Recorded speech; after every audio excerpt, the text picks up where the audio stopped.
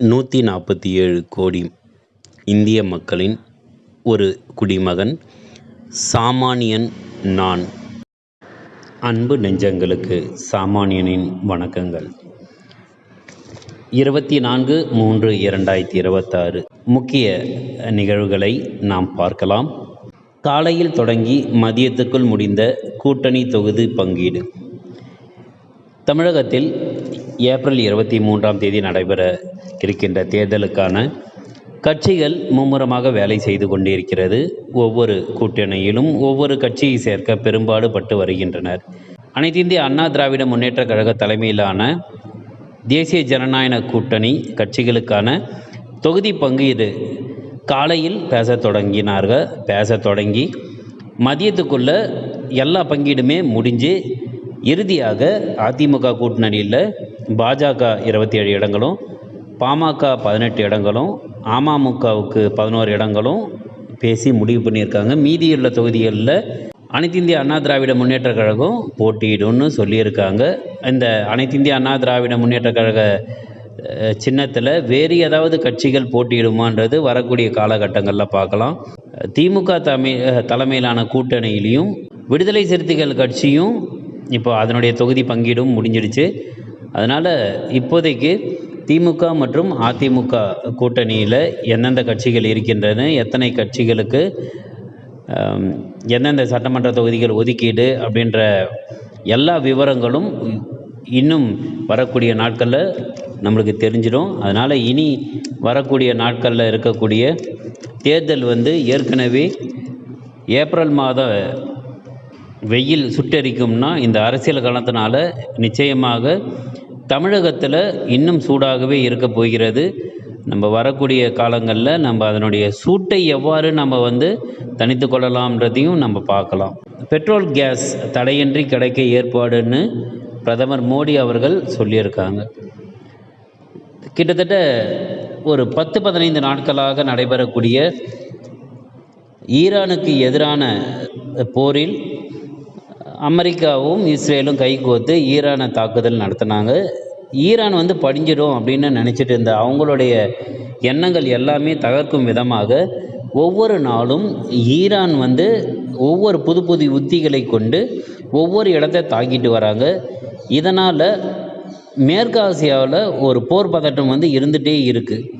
இந்த சமயத்தில் தான் ஹார்மோஸ் ஜலசந்தியை ஈரான் மூடிட்டு அந்த வழியாக போகக்கூடிய எந்த கப்பலாக இருந்தாலும் நாங்கள் தாக்குவோம்னு பகிரங்கமாக எச்சரிக்கை கொடுத்தாங்க. இதையும் மீறி இந்திய கப்பல்கள் 2 பத்திரமாக நம்மளுக்கு அந்த ஹார்மோஸ் ஜலசந்தியை தாண்டி இந்தியாவுக்கு வந்தது. அதனால் இது வரக்கூடிய நாட்களில் இது எல்லாமே சரி செஞ்சிடுவோன்னு பிரதமர் மோடி அவர்கள் பார்லிமெண்ட்டில் ஒரு விளக்கம் கொடுத்துருக்காரு. அதனால் பெட்ரோல் கேஸ் தேவைகளின் சீரான விநியோகத்தை உறுதிப்படுத்த முயற்சி செய்து வருகிறோம் அப்படின்ற தகவலும் பார்லிமெண்ட்டில் கொடுத்துருக்காங்க. பெட்ரோல் கேஸ் தடையின்றி கிடைக்கிறதற்கான எல்லா விதமான ஏற்பாடுகளையும் பிரதமர் மோடி அவர்கள் நாங்கள் செய்கிறோம் அப்படின்றது பார்லிமெண்ட்டில் கொடுத்ததுனால நம்மளுக்கு இனி இந்த கேஸ் பெட்ரோல் தட்டுப்பாடு இருக்காது. இருந்தாலும் நாம் வரக்கூடிய காலகட்டத்தில் கேஸோ பெட்ரோலோ சிக்கனமாக நம்ம பயன்படுத்தினால் ரொம்ப நல்லது. போருக்கு தீர்வு காண இரு நாடுகள் பேச்சுவார்த்தை நடத்துகிறோம்னு அமெரிக்கா சொல்லுது. எந்தவித பேச்சுவார்த்தையும் இது வரைக்கும் நடக்கவில்லைன்னு ஈரான் சொல்லுது. ட்ரம்ப் அவர்கள் 5 நாளைக்கு அமைதி அப்படின்னு ஒரு அறிக்கை வெளியிட்டிருந்தார். அதுக்கப்புறம் என்னென்னா ஹார்மோஸ் ஜலசந்தியை 42 மணி நேரத்தில் ஈரான் திறக்கலைன்னா அந்த நாட்டில் மின் நிலையங்களை அழிப்போம் அப்படின்னு அமெரிக்க அதிபர் ஒரு 2 நாளைக்கு முன்னாடி கெடு விதித்திருந்தார்.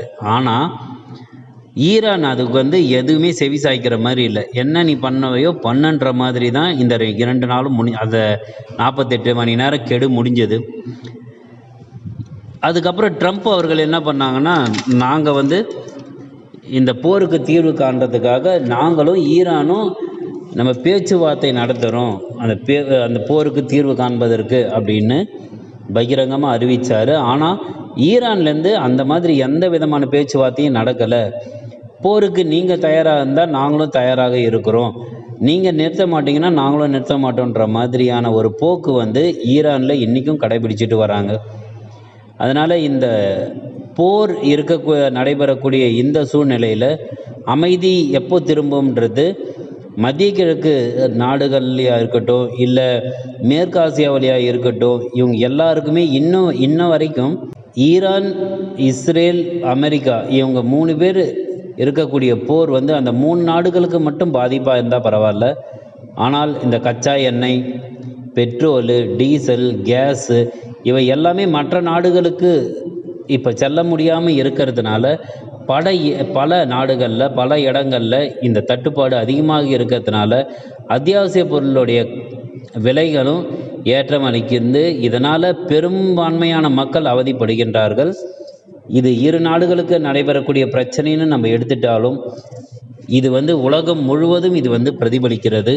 அதனால் விரைவில் இது அமெரிக்காவோ ஈரானோ 2 பேரில் யார் முன்னின்று இந்த போரை நிறுத்த போகிறாங்கன்னு தெரியல. போர் நிறுத்திட்டாங்கன்னா ஓரளவுக்கு நம்மளுக்கு அத்தியாவசிய பொருளுடைய விலை வந்து சீராக இருக்கும்.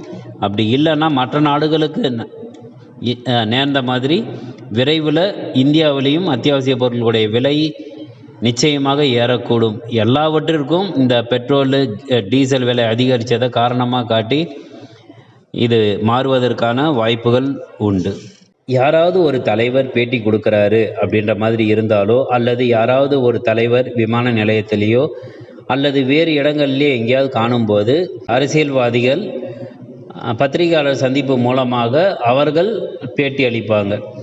இதுதான் நடைமுறையாக இருந்துட்டு வருது. என்னதான் அதிமுக கூட்டணியில் அவங்க தொகுதி பங்கீடு பற்றி அறிவிப்பு, அதாவது இறுதி செஞ்சுட்டு அறிவிப்பு கொடுக்குறோம் அப்படின்ற மாதிரி அவங்க தலைவர்கள் உட்கார்ந்ததுக்கு அப்புறமும் பத்திரிகையாளர்கள் மற்றும் ஊடகவியலாளர்கள்னால் நம்ம இப்போ இருக்கிற யூடியூப் வச்சுட்டு இருக்கிறவங்கள கூட ஊடகவியலாளர்கள்னு சொல்லிடுறாங்க. அதுவும் மீடியா பர்சன் அவங்களே போட்டுட்டு இருக்கக்கூடிய இந்த காலகட்டத்தில் பத்திரிகையாளர்கள் நடுவில் அவங்க மைக் வைக்கிறதுல ஒரு பிரச்சனையாக அது நடந்து பேட்டிக்காக உட்காந்துருந்தவங்க எல்லாருமே உள்ளே போயிட்டு 45 நிமிஷத்துக்கு அப்புறம்தான் பேட்டி கொடுக்குற நிலைமைக்கு அவங்க ஆளாகி இருக்கிறாங்க. உண்மையான பத்திரிகையாளர்கள் நிச்சயமாக மதிக்கப்படுவார்கள். அவர்கள் எப்படி நடந்து கொள்ள வேண்டும் அப்படின்றதும் அவங்களுக்கு நன்றாகவே தெரியும். ஒருவர் பேச ஆரம்பித்ததுக்கு அப்புறம் அவங்க வந்து பேச மாட்டாங்க. அதே மாதிரி இடைக்கேள்விகள் கேட்கும் போதும் எந்தெந்த கேள்விகளை கேட்கலாம், எது கேட்கக்கூடாதுன்ற நெறிமுறைகளும் அவங்களுக்கு தெரிஞ்சிருக்கும். இதுதான் ஒரு பத்திரிகையாளருடைய மாண்பு. நம்ம நாட்டிலே இருந்துட்டு நம்ம நாட்டுக்கு முப்படைகளில் ஒன்றான விமானப்படையில் வேலை செஞ்சிட்ருக்கிற ஒரு சிவில் ஊழியர் வந்து பாகிஸ்தான் நாட்டுக்கு உளவாளியாக இருந்தார் அப்படின்னு நம்ம கேள்விப்படும் போதே நம்மளுக்கு திடுக்குன்னு இருக்குது.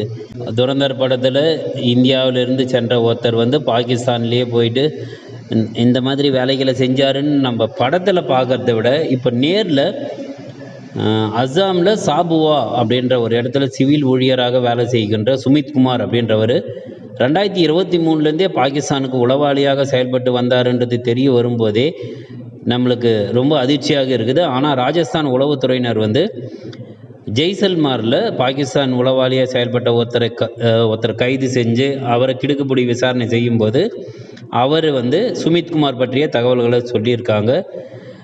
இந்த சுமித்குமார்ன்றவர் நிறைய விஷயங்கள் செஞ்சுருக்காரு.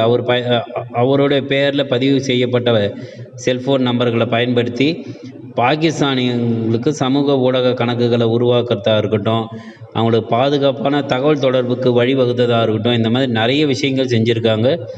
இப்போ சுமித்குமாரை விசாரிக்கும்போது அவர் வேற யாரையாவது கை காட்டுவாரான்ற ஒரு சந்தேகமும் இருக்குது. இப்படி கை காட்டிகிட்டே போனால் யாருன்னா பாகிஸ்தானில் உளவாளியாக இருப்பாங்க அப்படின்ற விஷயம் நமக்கு தெரியல. அந்த விசாரணையில் நிச்சயமாக பல விஷயங்களை அவங்க கண்டறிஞ்சு யார்னா இதுக்கு தொடர்புக்கோ அவங்க எல்லாரையும் கைது செய்து விசாரணை நடத்துவாங்க. இது வரக்கூடிய நாட்களில் நம்மளுக்கு வந்து தெரிய வரும்.